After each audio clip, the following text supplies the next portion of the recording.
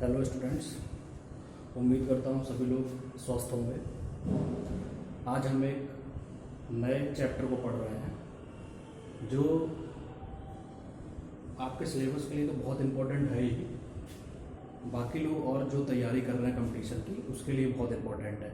जैसे आप TET, super TET किसी का भी पेपर देंगे, यहाँ से निश्चित क्वेश्चन आते हैं। तो हमारा आज का टॉपिक है भारत के प्राकृतिक प्रदेश। सबसे पहले ये भारत का मैप देखते हैं और हम देखेंगे कि भारत को कितने पार्टों में बांटा गया है, भारत को टोटल कितने भागों में बांटा गया है। सारे भाग मैंने यहाँ लिख दिए, आप लोग एक एक करके देख सकते हैं। भारत के प्राकृतिक प्रदेश, नंबर 1 उत्तर पर्वतीय प्रदेश, नंबर 2 भारत का उत्तर का विशाल मैदान, नंबर 3 प्रायद्वीपीय पठार, नंबर 4 तटीय प्रदेश, नंबर 5 मरुस्थलीय प्रदेश, नंबर 6 द्वीप समूह। इसको आप एक एक करके उतार लेना और हम लोग आगे थोड़ा सा इसके बारे में डिस्कस करते हैं। सबसे पहले हम लोग नंबर 1.2 पढ़ेंगे जिसमें लिखा उत्तर पर्वतीय प्रदेश। इसके बारे में हम लोग थोड़ा सा डिटेल से पढ़ते हैं आज। इसको मैं मिटा देता हूँ, थोड़ा सा रब करता हूँ इसको, आगे हम लोग देखते हैं।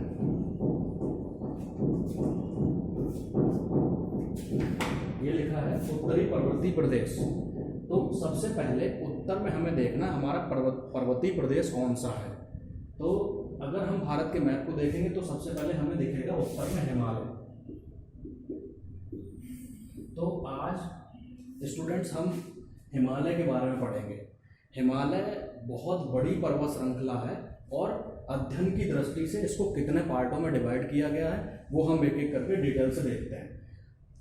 हम लोग कह सकते हैं कि हिमालय को टोटल 4 पार्टों में डिवाइड किया गया है। वैसे तो हमारे यहाँ 3 पार्टों में डिवाइड किया गया, लेकिन जो बड़े विद्वान हैं वो ये बताते हैं कि हिमालय को 4 विभागों में विभाजित किया गया है। वो कौन कौन से एक एक करके देख लेते हैं। नंबर 1 ट्रांस हिमालय, नंबर 2 महान हिमालय,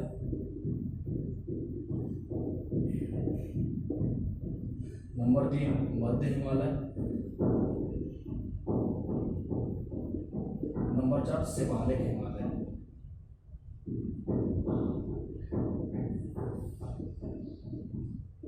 ये जो शिवालिक हिमालय इसको आउटर हिमालय भी कहते हैं।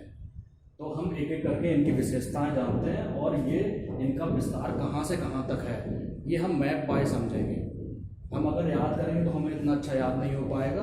अगर हम मैप में इसको अच्छी तरीके से समझेंगे तो ये बातें हमें इमेज के रूप में हमें देर तक याद रहेंगी। नंबर 1 चलता है ट्रांस हिमालय। ट्रांस हिमालय को अगर हम लोग देखेंगे तो ट्रांस हिमालय को मोस्टली 3 पार्टों में डिवाइड किया गया है। देखिए इसकी चोटियां मैं बना देता हूँ, आप लोग अपनी कॉपी पे बनाते रहिए। देखिए ट्रांस हिमालय में 3 पर्वत श्रेणियां मिलती हैं। सबसे पहले ये हमारा जम्मू कश्मीर है, यहाँ पर 3 पर्वत श्रेणियां हैं जिसको आप लोग ट्रांस हिमालय कहते हो। नंबर 1 एक एक करके नाम लिख दे रहा हूँ, आप लोग इसको लिखते रहिए, नोट करते रहिए पॉइंट वाइज। नंबर 1 इस श्रेणी को कहते हैं काराकोरम श्रेणी।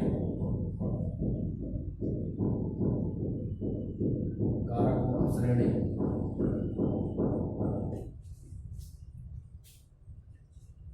नंबर 2 लद्दाख श्रेणी। ये श्रेणी का मीन समझ रहे हैं ना आप लोग। यहाँ पर कोई एक चोटी नहीं है, श्रेणी का मतलब बहुत सारी चोटियाँ। अगर मैं बोलता कि कोई चोटी करके इंडिकेट करता तो आप लोग समझ जाते कि चोटी एक पार्टिकुलर किसी एक के बारे में हम लोग डिस्कस कर रहे हैं। लेकिन यहाँ पर मैंने लिखा काराकोरम श्रेणी, इट मीन्स यहाँ पर बहुत सारी चोटियाँ हैं। ठीक है, नंबर 1 काराकोरम श्रेणी, नंबर 2 लद्दाख श्रेणी और नंबर 3 जास्कर श्रेणी। इतनी बात आप लोग राइट डाउन कर लो, उसके बाद आगे चलते हैं। देखिए आप लोगों ने ये 3 श्रेणियां देखी। अब हम एक एक करके इसके विस्तार के बारे में पढ़ते हैं और इसके बीच में कौन कौन सी नदियां बह रही हैं उनके बारे में पढ़ेंगे। देखिए काराकोरम और लद्दाख श्रेणी के बीच में एक नदी बहती है जिसको आप लोग श्योक नदी कहते हो। श्योक नदी मैं यहाँ लिख दे रहा हूँ, श्योक नदी। देखिए ये श्योक नदी, अगर आप अपडेट रहते हो, न्यूज़ पढ़ते हो तो श्योक नदी के बारे में ज़रूर सुना होगा। अभी इंडिया और चाइना के बीच में जो बॉर्डर पे डिस्प्यूट चल रहा है, अभी जो हमारे सैनिक मारे गए थे वो लड़ाई श्योक नदी के किनारे ही हुई है। हमारे कई सैनिक, चाइनीज कई सैनिक ये श्योक नदी में बह गए थे। नंबर दूसरा हम लोग थोड़ा सा नीचे आएंगे, लद्दाख श्रेणी और जास्कर श्रेणी के बीच में एक नदी बहती है जिसको हम लोग कहते हैं सिंधु नदी। ये देखिए सिंधु नदी।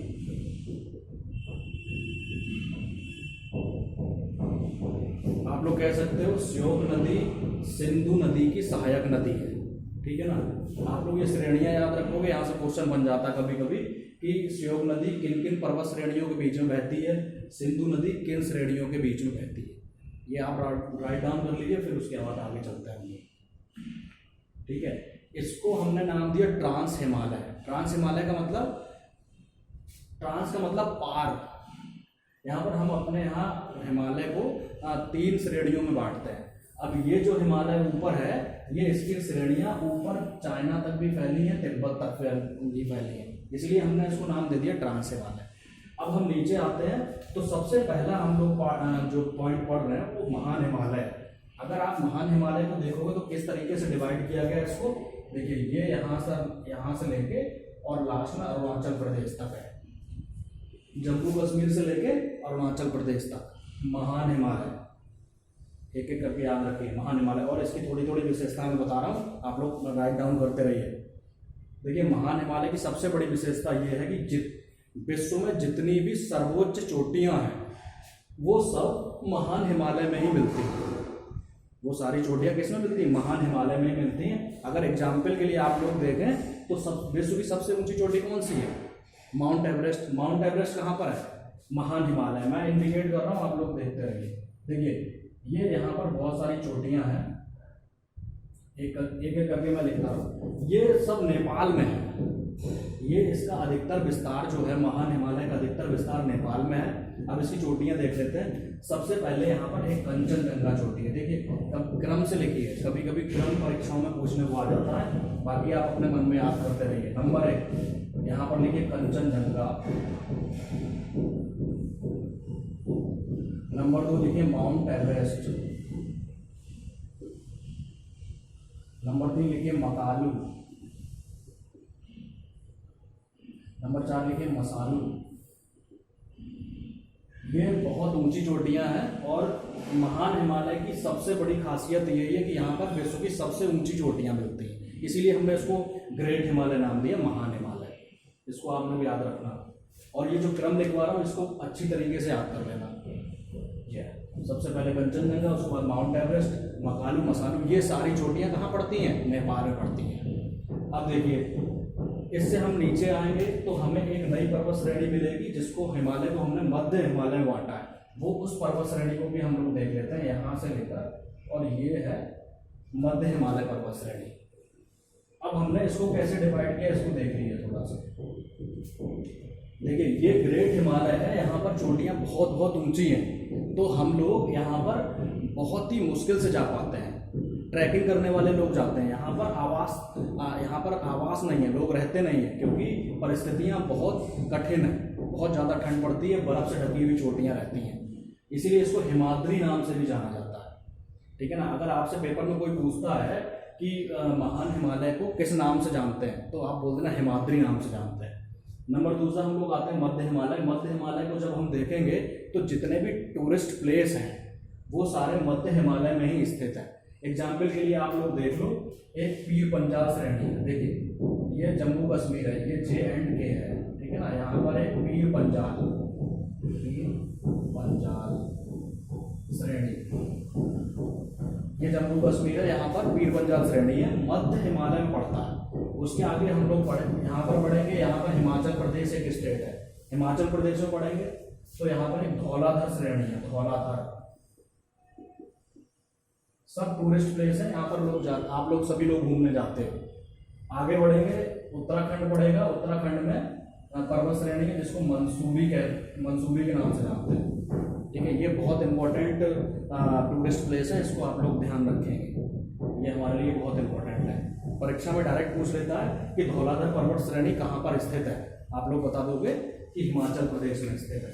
यहाँ पर आप लोग HP ले लो जिससे आप लोगों को थोड़ा दिक्कत ना हो। अब ये मंसूरी है, मंसूरी को आप लोग नीचे UK लिख लो, उत्तराखंड। आप लोग एक बार देख के समझ जाओ। इसको आप लोग मैप की तरह बना लो, थोड़ा सा राइट डाउन करते चलो। आपके लिए थोड़ा सा आसान है। अब देखिए पीर पंजाल श्रेणी, ये J&K में है। J&K means Jammu and Kashmir, ठीक है। ये सारी चीज़ें आपको ध्यान रखनी है। उसके बाद हम लोग चलते हैं शिवालिक हिमालय। देखिए शिवालिक हिमालय ज़्यादा इम्पोर्टेंट, शिवालिक हिमालय आप हम लोग के लिए ज़्यादा इम्पोर्टेंट नहीं है। रीजन उसका ये है कि ये जो क्षेत्र है वो थोड़ा सा कटा छटा, ये कंटिन्यूअस नहीं है। जैसे आप लोग देख रहे हो महान हिमालय कंटिन्यूअस है, ठीक है, नदियाँ बहती हैं तो पर्वत श्रेणी के बीच में से बहती हैं। लेकिन यहाँ शिवालिक जो श्रेणी है इसमें ये कंटिन्यूअस नहीं है। यहाँ पर कभी आपको पहाड़ दिखेंगे, कभी बहुत सारी जगह खाली दिख जाएगी, ठीक है ना। तो इस तरीके से जो जगह खाली दिखती है उसको हम एक दूसरी भाषा में दून कहते हैं, दून घाटियाँ। जैसे आप लोगों ने सुना होगा कि दून घाटियाँ क्या है। अगर आप लोगों से कभी पूछा जाए दून घाटियाँ कहाँ पर हैं तो आप बताओगे कि मध्य हिमालय और शिवालय हिमालय के बीच में जो घाटी पड़ती है उसको हम दून घाटी कहते हैं, ठीक है। जैसे आप बहुत सारे एग्जाम्पल है, जैसे आपने देहरादून सुना होगा, ठीक है ना। इस तरीके की बहुत सारी घाटियाँ यहाँ मिलती हैं। इसको आप लोग याद रखोगे, ये हमारे लिए बहुत इंपॉर्टेंट है, ठीक है। अब हम लोग थोड़ा सा आगे इसमें चलेंगे तो हम लोग देखेंगे कि इस पूरे हिमालय को नदियों के बेस पे भी बांटा गया है। नदियों के बेस पे मीन्स जो नदियाँ बह रही हैं वो किस प्रदेश से बह रही हैं और कौन सा हिमालय वहाँ पड़ रहा है। जैसे एग्जाम्पल आप ले लोगे, आपने देखा सिंधु नदी है, मैंने बोला ना एक सिंधु नदी यहाँ से बह रही है। अब एक सिंधु नदी है और यहाँ पर एक सतलज नदी, थोड़ा सा इसको मैं रब करता हूँ, मिटालता हूँ, तब क्लियर और पता लग जाएगा आपको। अब देखिए ये है सिंधु नदी और यहाँ से आप लोग देखोगे तो यहाँ पर एक सतलज नदी है, यहाँ लिख लेते हैं थोड़ा सा, सतलज नदी। अब सिंधु नदी और सतलज नदी के बीच में जो हिमालय का पार्ट पड़ता है उसको आप लोग कहते हैं पंजाब हिमालय। लिख लो आप लोग थोड़ा सा, पंजाब हिमालय। थोड़ा सा वर्ड में लिख रहा हूँ, आप लोग को अच्छी तरीके से समझ में आएगा। सिंधु नदी और सतलज नदी के बीच में जो हिमालय का पार्ट पड़ता है उसको हम लोग पंजाब हिमालय कहते हैं। नेक्स्ट आगे जब हम लोग पढ़ेंगे तो सतलज नदी और यहाँ पर एक काली नदी बहती है, काली नदी। अब देखिए सतलज नदी और काली नदी के बीच में जो हिमालय का पार्ट पड़ता है उसको हम लोग कुमायूं हिमालय कहते हैं, कुमायूं हिमालय। बात क्लियर हो रही है? सिंधु नदी सतलज नदी के बीच में जो हिमालय का पार्ट पड़ा पंजाब हिमालय, सतलज नदी काली नदी के बीच में जो हिमालय का पार्ट पड़ा कुमायूं हिमालय। अब काली नदी से लेकर तिस्ता नदी, तिस्ता नदी, काली नदी और तिस्ता नदी के बीच में जो पार्ट पड़ेगा उसको आप लोग क्या कहोगे? नेपाल हिमालय। बहुत इंपॉर्टेंट है, इसको समझते रहिए आप, नेपाल हिमालय। उसके बाद तिस्ता नदी से लेकर और यहाँ पर एक ब्रह्मपुत्र नदी बहती है जिसको आप असम में तो उसका नाम ब्रह्मपुत्र है, लेकिन अगर आप अरुणाचल प्रदेश में देखोगे तो ये नदी दिहांग नदी के नाम से जाती है, दिहांग नदी। तो आप लोग कह दोगे तिस्ता नदी और दिहांग नदी के बीच में, दिहांग नदी, तिस्ता नदी और दिहांग नदी के बीच में जो क्षेत्र है उसको हम लोग क्या कहते हैं? असम हिमालय। ये देखिए असम हिमालय। इतनी बात बहुत अच्छी तरीके से समझ में आ गई होगी। क्वेश्चन यहीं से निकल आते हैं। सबसे पहले क्वेश्चन कहाँ से निकलते हैं कि पर्वत चोटियाँ, कौन सी पर्वत चोटियाँ कहाँ पर स्थित है। और दूसरा निकलता है कि ये जो इसका डिवाइडेशन किया गया है वो उसको क्या कहते हैं। काली नदी के बीच में सतलज नदी के बीच में कौन सा हिमालय, इस तरीके से आप लोगों को थोड़ा सा याद रखना पड़ेगा। ये हमारा एक चैप्टर था हिमालय के बारे में, वो हमने कंप्लीट कर लिया, ठीक है। अब आने वाले नेक्स्ट सेशन में हम लोग पढ़ेंगे उत्तर का जो विशाल मैदान है, उस विशाल मैदान का निर्माण कैसे हुआ, नदियों की उसमें क्या क्या भूमिका रहती है। ये सारी चीज़ हम लोग सेकंड लेक्चर में पढ़ेंगे। और ये चीज़ आप लोग याद कर लेना, ये किसी भी कंपटीशन के लिए, सिर्फ डीएलएड करने वाले स्टूडेंट ही नहीं, जो टेट का पेपर दे रहे हैं, सुपर टेट का पेपर दे रहे हैं या अदर कंपटीशन की तैयारी कर रहे हैं, उसमें भी ये बहुत इंपॉर्टेंट चैप्टर है, बहुत इंपॉर्टेंट रोल प्ले करता है। इससे भी कई क्वेश्चन निकलते हैं, तो इसको एक बार आप देख लेना। अगर कोई दिक्कत हो तो कमेंट बॉक्स में जाके मुझे आप लोग पूछोगे तो मैं आपकी क्वेश्चन जवाब दूंगा उसका, ठीक है। चलिए आज के लिए इतना ही रखते हैं, बाकी हम लोग कल मिलते हैं।